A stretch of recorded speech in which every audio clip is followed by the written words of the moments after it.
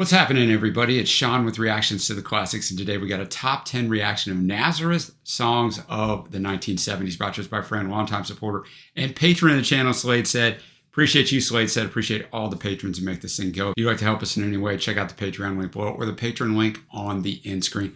Slade Said knows a ton about music. If you've listened to any of his other top 10s, man, just all kinds of good stuff. So this is one of the first times we're focusing on an artist, at least from my memory. So I'm going to let his words speak. He's got a great write-up here.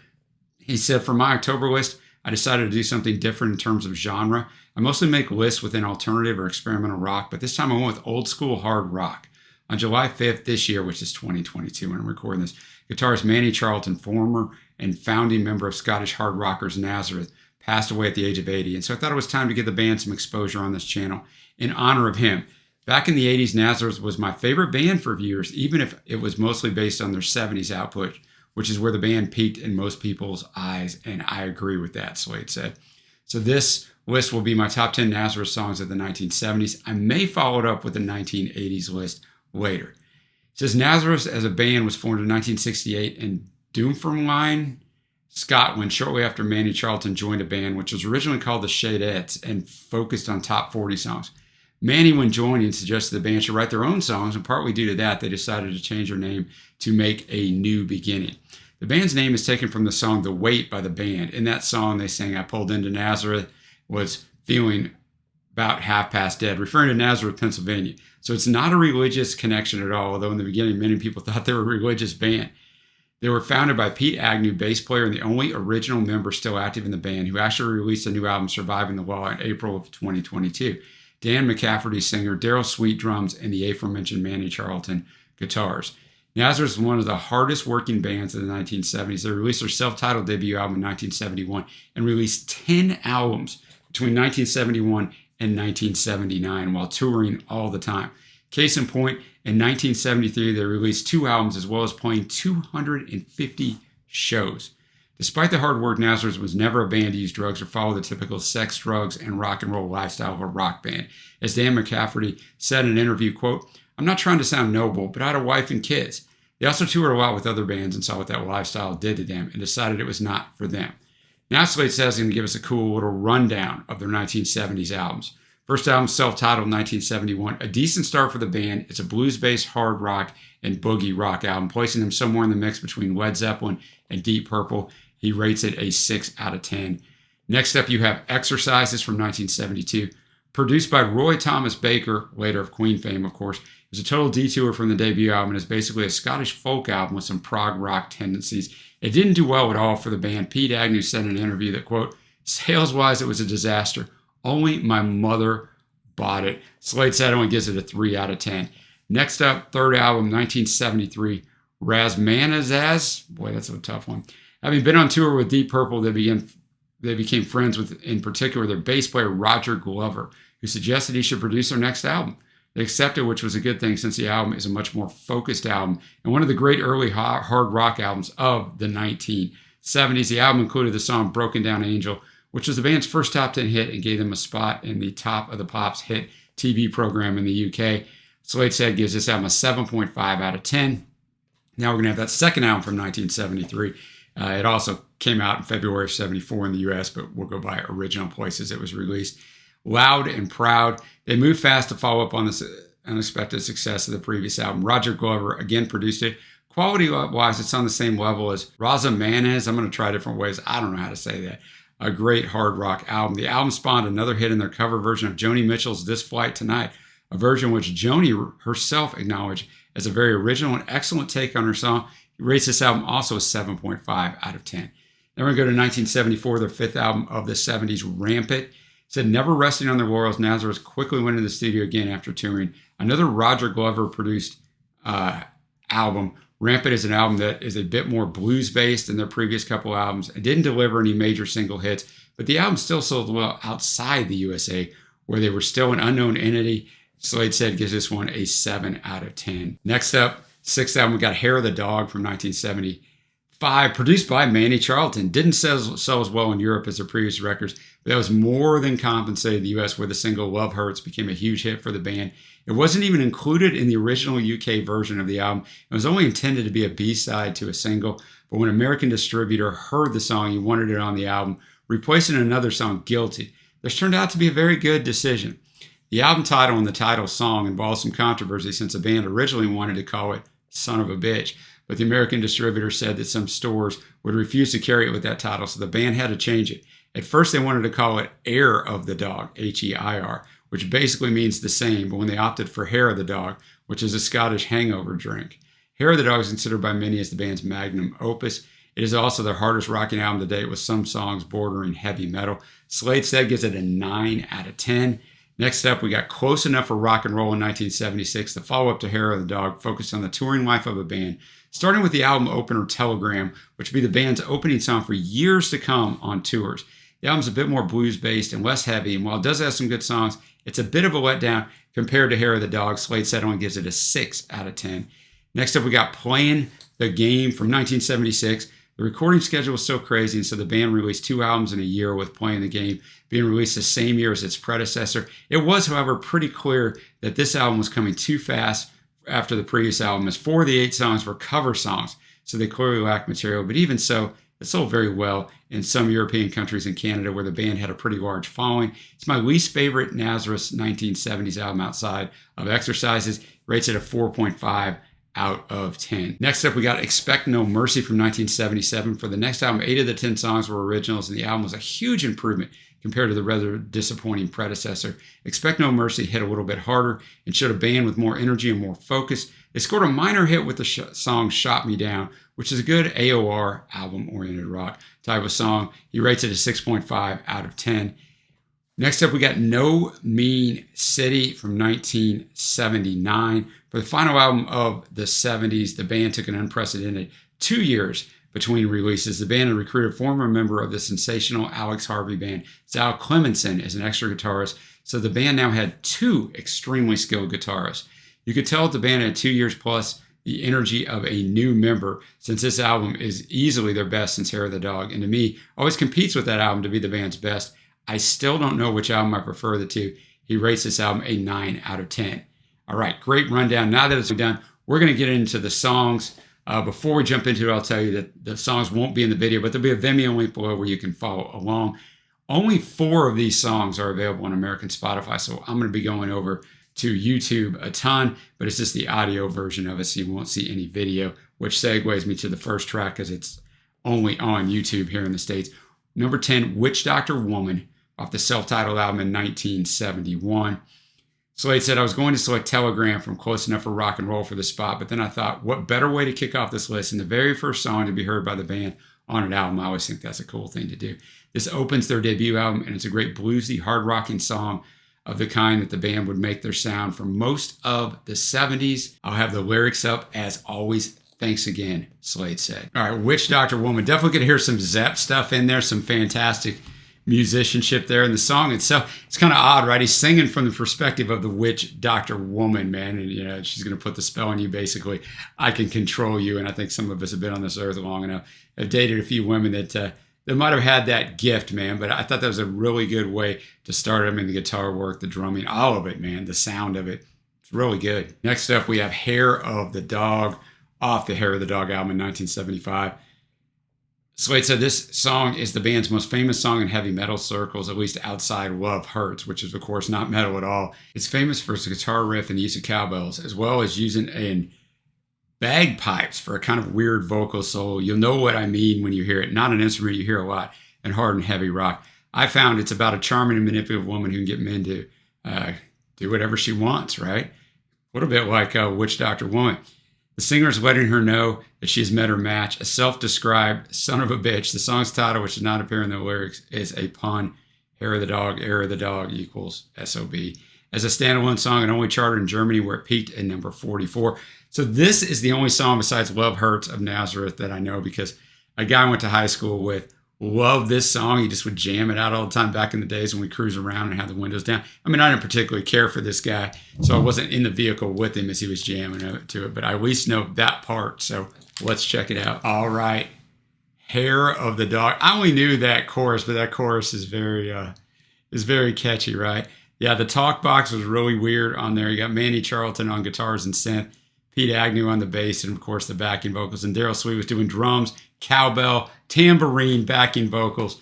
But yeah, I mean the guitar work, the instrumentation on there is fantastic, man. It's a really good song. Next up at number 8, we got "Star" from the No Mean City album in 1979. From one best album contender by the band to the other, Slade said. But while the title song of Hair of the Dog is a heavy rocking song, the selection here is absolutely not. It's a ballad, and as such, not very indicative of how No Mean City is as an album, since the album not only competes in quality with Hair of the Dog, but also in general heaviness. I just like this song a lot, so I had to include it. It was released as a single, but didn't do much. "Star," I really like that. I mean, you can feel the passion in Dan's voice on this one. So the story is, he was dating this girl, and she's a musician. She became a star. That's why it's called "Star." And you took the road to fortune and fame. Your name and wise. I want you to know I still feel the same, Star.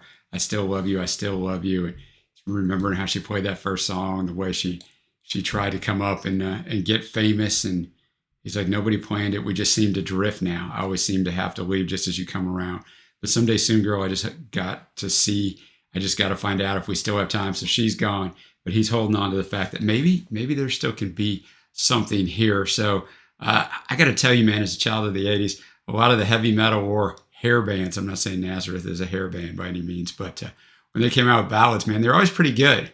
And that's kind of what this reminds me of, the powerful voice and the great instrumentation. And it works when you plug it in to this type of format. Next up, we have "Loved and Lost" from the Rampant album in 1974. Slade said, I always forget how much I actually like Rampant, since it's really an album where all the tracks are good without one really standing out. I did decide to pick one from the album, though, and so I went with the blues rocker "Loved and Lost," which is an archetypical blues song, rock song from the 70s, where you can almost taste the cigarette smoke-filled barroom when you listen to the song. The album reached number 1 in Austria, of all places, but it only reached 157 in the USA. The single from the album was the song "Shanghaied in Shanghai." All right, man. "Loved and Lost." I'll tell you, Manny's guitar work on here is fantastic. It has been on all this stuff, and Daryl's drumming. Just wanted to give a shout out there. And yeah, just a nice little blues tune. And of course, the old adage, it's better to have loved and lost. Yes, it's better to have loved and lost. Yes, it's better to have loved and lost than never to have loved at all. Just a slow unfurling of the vocals and lyrics on here, right, to let the music breathe. So that was a good choice there. And then the question becomes, is it better to have loved and lost than you've never loved at all? I don't know, man. You could go either way on that one. All right, we're up to our 6th track, "Child in the Sun" from the Loud and Proud album in 1973. Slade said, another ballad, "Child in the Sun," is a great song from this album, which also reached number 1 in Austria, while only reaching 150 in the US. Well, it wasn't a single, which was dedicated to "This Flight Tonight," which reached number 1 in Germany. All right, "Child in the Sun," the YouTube video kind of cut off just that last little half word, but wow, man. I mean, that was quite impressive, man. The lyricism, "I'm just a child in the sun, just another soul on the run. One more of your unwanted sons. Tell me, where can I go?" He's just kind of talking about how it's kind of almost a depression here, right? "I have no ties, my hands are unbound. There is no friend, no love I have found. I have no ups, I'm fixed to the ground. Tell me, river, where you flow. Take me down to the river. Take me down to the sea, where I can drown all my sorrows, wash all my troubles away. Watch all my cares sail away." So, I mean, is he going down to commit suicide? I don't know. That's what it kind of seems like. And then that last a cappella part, man, when they're in there just doing the chorus. I mean, everything about this song was fantastic, man. That was a great song. So with that, we're halfway through this list. And I got to tell you, man, going into this, I was like, Nazareth. I mean, I only knew the chorus to "Hair of the Dog," and I know "Love Hurts," which is it's a fine song, right? But I'm like, top 10 of Nazareth. I don't know what I'm going to think of this, but I have ultimate trust in Slade said, because his musical taste seemed to align pretty well with mine. So I was like, all right. So I've been pleasantly surprised on the bottom part of this list. I cannot wait to get to the top 5. All right, next up at number 5, we got "Night Woman" from that album that I love to pronounce. "Rosamandus," we'll go with that, 1974. This album had 3 singles, which typically for me, Slade said, I have not selected for this list instead of going for 2 songs. Spoiler alert, right? Which I prefer much of the singles. Singles were "Broken Down Angel," "Bad Boy," and the title track, "By the Way." With that said, especially "Broken Down Angel" was an obvious pick as a single with its great sing-along melody and 70s hard rock feel to it. My pick here, "Night Woman," is a song of 2 parts. I probably prefer the first part more for its interesting style, but I don't dislike the second part by any means, and it's just a good song overall. Night Woman, I think Dan has this imaginary woman that meets him at night. At first I thought it was real. I don't think it's real, but she's gone in the morning, or she's just using him. That could be the case too, but I'll tell you what, man, the standouts on this were the bass and the drumming, man. Pete Agnew on that bass, I haven't brought him up yet. He's got some nice stuff in the background. This time he came to the forefront. And the drumming, obviously, by Daryl was fantastic. And then the harmonizing throughout gave it a different kind of power. So that was a good choice. Now, off the same album, you want to hear me say it one more time? You want to hear me butcher it one more time? Razamanez. I think I said it different every time. I bet none of them were right. In 1974. If you have heard the song A Fable with No Moral by the band Quasi, which I haven't, this is kind of the original of that song. However, while the Quasi song had a very humorous take on the subject, that is definitely not the case here. This is serious business, as a protagonist is clearly in trouble, and Dan McCafferty's voice is getting increasingly desperate as the song progresses. All right. Sold My Soul. I mean, Slade said it really well, dude. You know, you could feel Dan's vocals get more and more desperate, man. So, you know, it starts out, I pray to God and Jesus, but I guess they didn't hear. My sacrifice was useless. My pleas fell on deaf ears. So I cried in desperation, bowed to evil sorcery. I looked to the Lord in heaven, but he must have looked away. My crying eyes repentant. Please send her love to light my day. So I cried in desperation, bowed to evil sorcery. And then we just get that. So I sold my soul. I sold my soul to the devil. So I guess Dan didn't get what he wanted. So he figured God wasn't listening, which is a big time error that many people make. Sometimes your plan isn't his plan, but yeah, man, that song was powerful, man. A much more of a heavy metal sounding song with both the tone of it, the lyricism, and just kind of how it was carried out. We got 3 songs left. Next up, Freewheeler from the Loud and Proud album in 1973. Slade said, following the dark tones of the previous song, I think it's time for a different vibe, and we get that from the song Freewheeler from the Loud and Proud album, a good up-tempo rocking song from an excellent album with the band firing on all cylinders. All right, probably Manny's best guitar performance. He's had some good ones, but I think this one is by far the best. I think Daryl on the drums also was fantastic, but man, that was just really, really well done. That's the highlight of it. I mean, basically, this guy's just kind of saying, he is who he is, man. He's all these things. This is how he's going to be. No one's ever going to rearrange me. No one's ever going to try to change me. You know, I'll go the road I choose to go. So he's saying how he's an underground dealer. You're never going to stop his drinking. He's a free lover living undercover. When things get hot, I have to move out fast. When they know I'm lying, the women come crying, but I still go the road I choose to go. So just a kind of a cool song lyrically, pretty clever. And like I said, awesome instrumentation. That guitar stuff to end it was top notch. Well, next up at number 2 on Slade Said's Top 10 Nazareth Songs of the 1970s, we got Simple Solutions Part 1 and 2 from the No Mean City album in 1979. He says, this song was written by Zal Clemenson, so I feel a bit strange to include it on the list since he's only a member for 2 albums, but it's always been one of my favorite Nazareth songs, so there's no way around it. It's another hard rock song. Simple Solution. Now, the only version of this was available on YouTube. It's available from numerous people, but you can tell it's a vinyl, right? You can hear it at the start and at the end, and you can hear a little echoing on it during it, but I mean, I think it lends to it. This is definitely more it almost sounds like a Sabbath type song with the way that Dan is singing with those strained vocals. But old man, don't tell me what you did in your day. I got problems of my own on the way. So look you now where the locusts abound. Pray they don't feed on your sacred ground. So there's a lot of biblical allusion in here. I don't know if it's disrespectful to the Bible or actually embracing it somewhat. I don't know, but it's a really well put together song. Instrumentally, a nice hard rocking song. All right, we're to number 1. It's Miss Misery off Hair of the Dog in 1975. Slade said, we end the list with arguably the heaviest song Nazareth ever did. The song has a riff that Black Sabbath will be proud of. I just mentioned Sabbath. This is as heavy metal as Nazareth ever became. Miss Misery, what a fantastic way to end this. That riff was absolutely outstanding. You saw me moving along to it and revisiting some things we had at the top of this list. It's about a girl, Miss Misery, who's nothing but no good, right? Since she came into my life, it's the same old situation. Empty days and lonely nights filled with bitterness and frustration. He's trying to break the spell she has on him. The chorus, "You're Miss Misery," that song you weigh on me, set me free, please, please, please. I like one of the lines, "Hollow lies, forced denial, if you told the truth, I can't remember. Can't think how I got myself caught up in this nightmare. Evil schemes, midnight screams, come on somebody, listen to my prayer. I'd give all that I've got just to find my way out. Got it going, but I can't let go. I'm trapped on this crazy roundabout trying to break this spell you hold on me." Almost a full circle to Witch Doctor Woman, right? Who told you, that started this list, that she's going to put a spell on you. So just fantastic all the way around musicianship.